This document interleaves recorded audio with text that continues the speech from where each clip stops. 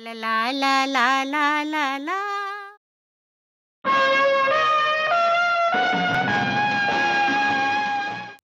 हम बड़े तीस मार खा हैं। ऐसी गलत फहमी हम सबको होती है। अपने को 30 मार खा और दूसरे को हम अपने से कम होशियार समझने में हम लोग माहिर हैं। और सिर्फ यही नहीं, दूसरों के माथे पे तरह तरह के लेबल चिपकाने में। लेकिन क्या हो कि अगर किसी दिन पासा उल्टा पड़ जाए और हमारी ये सोच के कारण लेने के देने पड़ जाएं? जी हाँ, एच मुनरो साकी की ये कहानी कुछ ऐसा ही मज़ेदार दर्शाती है।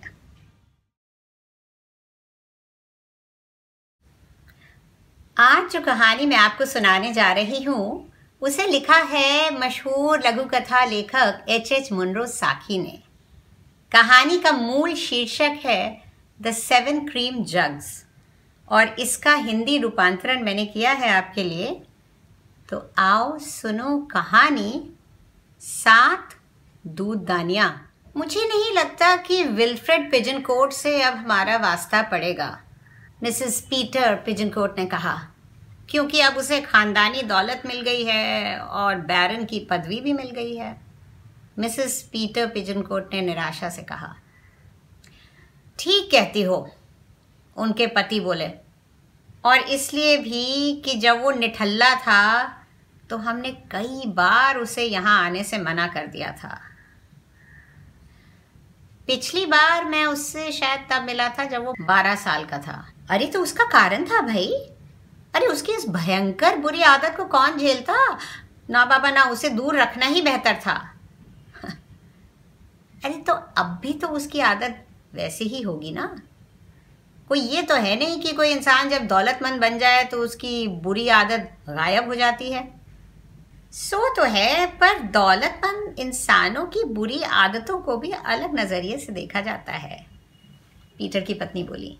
जब कोई इंसान बेहद दौलतमंद हो तो उसकी किसी भी बुरी आदत से उसकी नीयत पर लोग शक नहीं करते हैं, बल्कि उसे सिर्फ एक मामूली सी बुरी आदत मान लेते हैं जिससे कभी कभी झुंझलाहट हो सकती है। बात यह है कि विल्फ्रेड पिजनकोट अपने चचा सर विल्फ्रेड पिजनकोट के इकलौते वारिस बन गए थे, क्योंकि उनके चचेरे भाई मेजर विल्फ्रेड पिजनकोट की मौत हो गई थी अचानक एक पोलो एक्सीडेंट में। एक विल्फ्रेड पिजनकोट ने किसी बड़े अभियान में नाम कमाया था खूब, और तब से परिवार में जन्मे बच्चों का नाम अधिकतर विल्फ्रेड ही रखा जाने लगा था। खानदान का नया वारिस एक 25 साल का नवयुवक था जिससे लोग मिले तो कम थे, पर उसकी ख्याति ज़्यादा उसकी इस आदत के कारण फैली थी और परिवार वाले उससे कन्नी काटा करते थे। खानदान भर के विल्फ्रेड जहां अपने व्यवसाय या जिस जगह वो रहते थे उस नाम से जाने जाते थे, जैसे हबलडाउन विल्फ्रेड या तोपची विल्फ्रेड। वहाँ ये विल्फ्रेड अपनी उस आदत के कारण बदनाम था और इसीलिए उसे कहा जाता था चोर विल्फ्रेड। बचपन से ही वो चुराने की विकट बीमारी से ग्रसित था। अंग्रेजी में इसे क्लेप्टोमेनिया कहते हैं। वो किसी भी ऐसी चीज़ के प्रति आकर्षित हो जाता था जो किसी मेज से छोटी हो और जिसकी कीमत एक चवन्नी से ज़्यादा हो, बशर्ते वो किसी और की चीज़ हो, और फिर वो उसे चुराए बिना रह नहीं पाता था। इक्का दुक्का बार जब उसे किसी पारिवारिक जलसे में बुलाया भी गया तो उसके जाने से पहले परिवार के किसी एक जने को हिदायत दी जाती थी कि उसके बैग की तलाशी ले ले, और हर बार उसमें कई तरह की चीज़ें निकलती थीं चुराई हुई। मियाँ बीवी के इस वार्तालाप के कोई आधे घंटे बाद पीटर पिजनकोट ने आके अपनी पत्नी से कहा, लो सुनो, तार आया है विल्फ्रेड पिजनकोट का। लिखा है कि मैं अपनी मोटर में इस तरफ से गुजरूंगा और आप लोगों से मिलना चाहता हूँ, और अगर आपको आपत्ति ना हो तो आपके यहाँ रात भर रुक भी सकता हूँ। ज़रूर ये विल्फ्रेड चोर होगा, और किसी के पास तो मोटर है ही नहीं। हमारी शादी की 25वीं वर्षगांठ के लिए कोई तोहफा ला रहा होगा। हे भगवान, मिसेस पिजनकोट चीखी, घर में इस मेहमान को ठहराने का इससे बुरा वक्त हो ही नहीं सकता। कितने सारे चांदी के तोहफे आए हैं हमारी शादी की सिल्वर जुबली यानी रजत जयंती के उपलक्ष्य में, और कितने अभी और आने बाकी हैं, और सब तोहफे ड्राइंग रूम में सजे हुए हैं। मुझे तो ये भी ठीक से नहीं पता कि कितने आ गए हैं और कौन कौन से आने वाले हैं, और अब इन सब तोहफों को उठाकर हम ताले में बंद तो कर नहीं सकते। वो ज़रूर उन्हें देखना चाहेगा। अरे चिंता मत करो, पीटर ने कहा, हमें बस उस पर कड़ी नज़र रखनी होगी और क्या। अरे तुम जानते नहीं, उसकी पत्नी बोली, ऐसे चोर बड़े शातिर होते हैं, और अगर उसे पता लगा कि हम उस पर नज़र रखे हैं तो बड़ा अटपटा सा लगेगा। शाम को मेहमान नवाजी में कुछ अटपटापन तो ज़रूर आ गया था। बातों का दौर आराम से मंद गति से चलने की बजाय फुदक फुदक कर कभी इस विषय पर कभी उस विषय पर द्रुत गति से चल रहा था। मेज़बानों को ये देखकर आश्चर्य हुआ कि उनकी अपेक्षा के विपरीत मेहमान तो बड़ी सभ्यता और शालीनता से पेश आ रहा था, और उसकी बातचीत से उसका आत्मविश्वास भी झलक रहा था। हाँ, उसके मेज़बान कुछ उखड़े उखड़े लग रहे थे। रात के खाने के बाद जब वो लोग ड्राइंग रूम में आए तो उनकी घबराहट और भी बढ़ गई। अरे हमने आपको अपने चांदी के उपहार तो दिखाए ही नहीं। मिसेस पिजनकोट ऐसे चहकी मानो अपने मेहमान का दिल बहलाने का यह ख्याल उन्हें अभी अभी आया हो। ये देखिए कितनी तरह तरह के उपहार हैं, सुंदर सुंदर और उपयोगी भी। कुछ तो एक जैसे ही आ गए हैं। हाँ, 7 दूधदानियाँ, उनके पति बोले। हाँ ज़रा सोचिए, मिसेस पिजनकोट बोली, 7 दूधदानियाँ।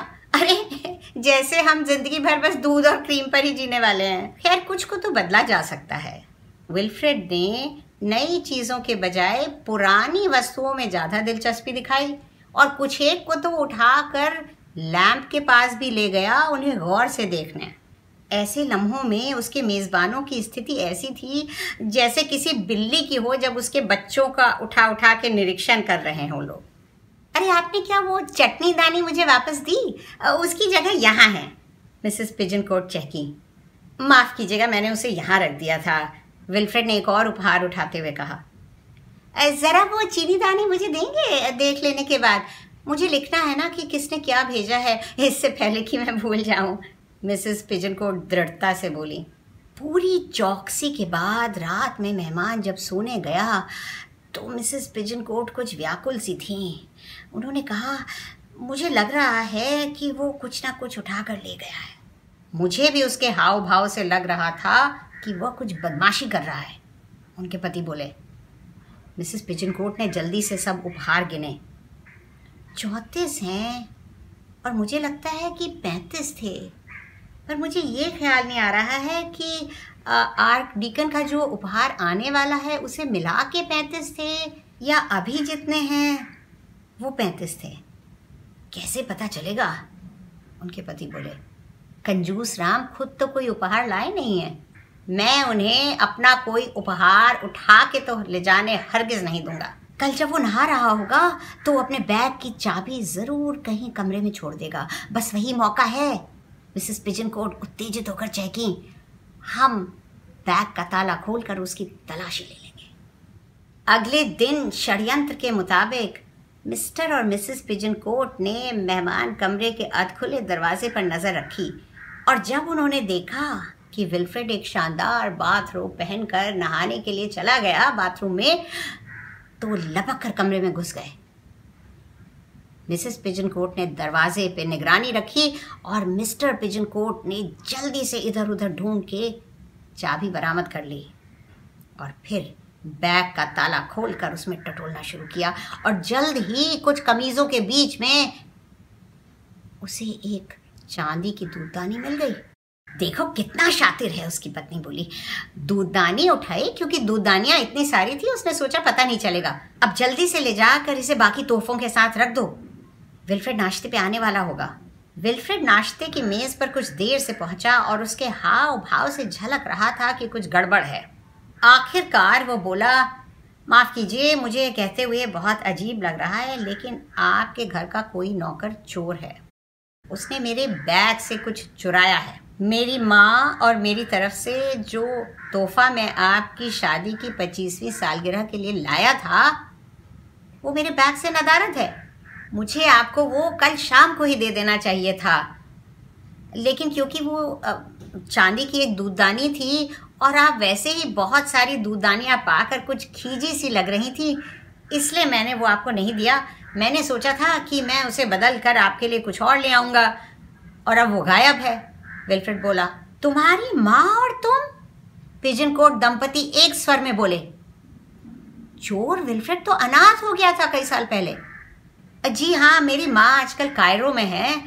उन्होंने मुझसे कहा था कि मैं ड्रेस्टन से आपके लिए कोई खूबसूरत सा तोहफा लेता जाऊं, इसीलिए मैंने वो दूधदानी खरीदी थी, विल्फ्रेड ने कहा। पिजन कोट दंपति का चेहरा फक पड़ गया। ड्रेस्टन का नाम सुनते ही उन्हें असलियत का भान हुआ। ये तो अटैचे विल्फ्रेड था, एक उच्च श्रेणी का नवयुवक जो उनके सामाजिक स्तर से कहीं ऊपर था, और उसकी मेहमान नवाजी वे दोनों अब तक चोर विल्फ्रेड समझकर कर रहे थे। उसकी माँ लेडी अर्नस्टीन पिजन कोट ऐसे संभ्रांत लोगों में उठती बैठती थी जिनसे मिलने तक की उम्मीद पिजन कोट दंपति इस जन्म में नहीं कर सकते थे, और उनके बेटे की एक राजदूत यानी एम्बेसडर नियुक्त होने की पूरी संभावना थी। और इन दोनों ने उसके बैग का ताला खोलकर उसकी तलाशी ली थी। पति पत्नी सख्ते में आ गए और एक दूसरे का चेहरा देखने लगे। पत्नी के दिमाग के घोड़े कुछ तेजी से दौड़े। घर में चोर? बहुत बुरी बात है, वे बोली। हम लोग रात को ड्राइंग रूम का ताला तो लगा कर रखते हैं, लेकिन हो सकता है कि सुबह ताला खुला हो और कोई कुछ उठा ले गया हो। ये कहकर वो ऐसे उठ के कमरे से बाहर गईं मानो इसी वक्त कोई चोर उनका सारा चांदी का सामान उठाकर चंपत होने के फेर में हो। 1 मिनट बाद वह वापस लौटी, हाथ में वही चांदी की दूधदानी लिए हुए। 7 की जगह 8 दूधदानियाँ रखी थी वहाँ। ये कल शाम तक वहाँ नहीं थी। विल्फ्रेड, आप ज़रूर रात को सोने से पहले आकर ये रख गए होंगे वहाँ पर तोहफों के साथ, और सुबह तक भूल गए होंगे, उन्होंने कहा। ऐसा भुलक्कड़पन अक्सर हो जाता है, उनके पति ने गर्मजोशी से कहा। अरे अभी कुछ ही दिन पहले की बात है कि मैं एक बिल का भुगतान करने गया और 2 दिन बाद भूल ही गया और दोबारा उस बिल का भुगतान करने पहुंच गया। यही वो दूधदानी है जो मैं आपके लिए लाया था, विल्फ्रेड उसे गौर से देखते हुए बोला। आज सुबह जब नहाने के पहले मैंने अपना बाथरोब अपने बैग से निकाला तब ये उसमें मौजूद थी, पर जब नहाने के बाद मैंने बैग देखा तो वो गायब थी। जरूर इसी बीच किसी ने उसे चुराया होगा। पिजन कोट दंपति को काटो तो खून नहीं। मिसेस पिजन कोट के दिमागी घोड़ों ने एक आखिरी छलांग लगाई और वो अपने पति से बोली, जरा मेरे कमरे से मेरे स्मेलिंग सॉल्ट्स तो ले आओ। पीटर तेजी से कमरे से बाहर लपका। उसने रात की सांस ली। पिछले कुछ मिनट इतने लंबे बीते थे कि उसे लग रहा था कि उनकी शादी की 50वीं सालगिरह अभी काफ़ी पास आ गई थी। इधर मिसेस पिजन कोट मेहमान की तरफ शर्माती हुई और कुछ गोपनीयता सी जताती हुई बोली कि आप जैसा संभ्रांत डिप्लोमेट इस बात को बखूबी नज़रअंदाज कर सकता है। पीटर की खानदानी कमजोरी है। हे भगवान, क्या पीटर भी चोर विल्फ्रेड की तरह क्लेप्टोमेनियाक है? विल्फ्रेड बोला। नहीं, वैसा नहीं। मिसेस पिजन कोट अपने पति की साख को मिट्टी में पूरी तरह मिलने से बचाते हुए बोली, वो ऐसी पड़ी हुई किसी भी चीज़ को हाथ तक नहीं लगाता, मगर अगर कोई चीज़ ताले में बंद हो तो वो उसे चुराए बिना नहीं रह सकता। डॉक्टर्स ने इस बीमारी का कोई नाम बताया है। आप जब नहाने गए होंगे ज़रूर, तभी उसने जल्दी से कमरे में घुस के आपके बैग का ताला खोलकर ये दूधदानी चुरा ली होगी। आप देख ही रहे हैं कि हमारे पास पहले से ही 7 ऐसी दूधदानियाँ मौजूद हैं, तो खास दूधदानी चुराने का मकसद तो नहीं था उसका। ये बात नहीं है कि हम आपकी माँ और आपके दिए तोहफे की कदर नहीं करते। वो पीटर आ रहा है, वो जल्दी से बोली। श्रीमती पिजनकोट लपक के गईं और अपने पति से कमरे के बाहर ही मिली और उससे कहा, सब कुछ ठीक हो गया है, मैंने उसे समझा दिया है, अब इस बारे में कुछ भी और कहने की ज़रूरत नहीं है। कितनी समझदार हो तुम, पीटर राहत की सांस लेते हुए बोला। मुझे तो कुछ सूझ ही नहीं रहा था। डिप्लोमैट्स की बातों को गुप्त यानी सीक्रेट रखने की कला पारिवारिक मामलों तक लागू नहीं होती है। पीटर पिजनकोट को ये बात कतई समझ में नहीं आई कि अगले बसंत जब मिसेस कॉन्सुएलो वैन बुलियन उनके घर आकर रुकी तो वो बाथरूम जाते समय हर बार अपने 2 आभूषणों के डब्बे यानी ज्वेलरी केसेस को अपने साथ क्यों ले जाती थी, और अगर कोई उन्हें ऐसा करता देख लेता तो कहती थी कि ये तो चेहरे पे लगाने वाली क्रीम्स वगैरह हैं। गलत फहमी की ये कहानी उम्मीद है आपको पसंद आई होगी।